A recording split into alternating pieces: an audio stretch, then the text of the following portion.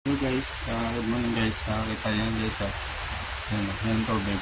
Meron na akong mga kangkong dyan, pero konti pa lang. Kuha ko kanina nung ganang ulan.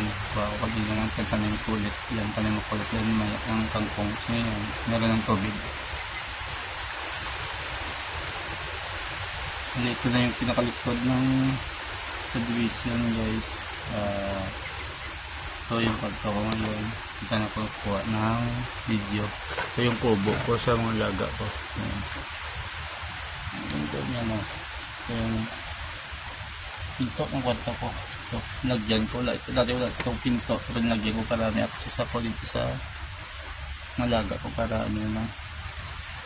Hindi na ako mahirapan mag-ikot doon sa gate. Naglagay natin ng pinto dito.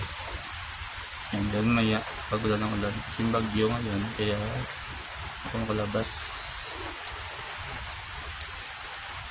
maya pag ulan na ako dito ng ulan dyan muna ako dyan ng kangkong na tanim dyan dagdag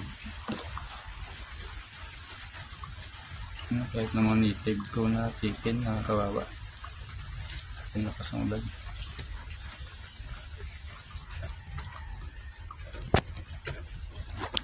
Hey guys.